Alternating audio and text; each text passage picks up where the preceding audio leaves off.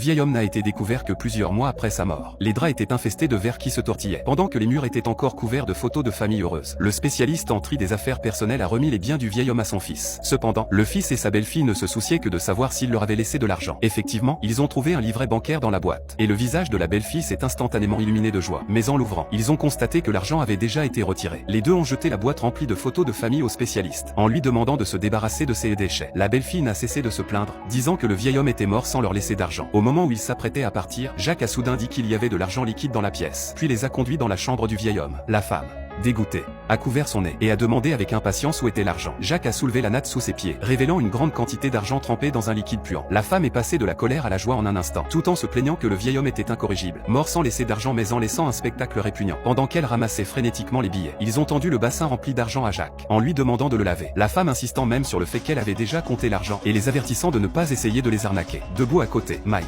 voyant la laideur de ce couple, était furieux. Après avoir terminé le travail, Jacques s'apprêtait à remettre les affaires du vieil homme à son fils, mais le couple avait déjà disparu. Mike a dit à Jacques de simplement jeter ses déchets, mais Jacques a insisté pour garder la boîte dans sa voiture, prévoyant de la ramener chez lui. Le soir, Jacques est arrivé dans son atelier, plongeant les billets couverts de mucus un par un dans des produits chimiques, puis les sortant un à un pour les poser sur un plateau, avant de les mettre dans un sèche-linge. L'argent, initialement sale et puant, était maintenant propre comme neuf. Regardant l'argent devant lui, Jacques a entendu en esprit les enseignements de son père. Chaque objet laissé par une personne décédée contient un message qu'elle voulait transmettre. Alors, il a pris un billet pour l'examiner attentivement, et a effectivement découvert que chaque note portait des écritures du vieil homme. Les souvenirs du vieil homme ont rapidement défilé dans l'esprit de Jacques, et il a enfin compris son intention. Jacques est allé à la banque, sortant le reçu de retrait du vieil homme, le personnel regardant avec perplexité. Ensuite, Jacques a donné le nom du vieil homme et la date du retrait, et le personnel a immédiatement compris. Il s'avérait que le vieil homme souffrait de démence sénile, et venait retirer 50 000 yuan tous les jours à la même heure. Après le retrait, il passait un appel téléphonique, décrochait sans dire un mot, puis raccrochait et partait précipitamment. Jacques se souvenant du numéro de téléphone trouvé dans le sac du vieil homme, immédiatement composait ce numéro depuis le téléphone de la banque.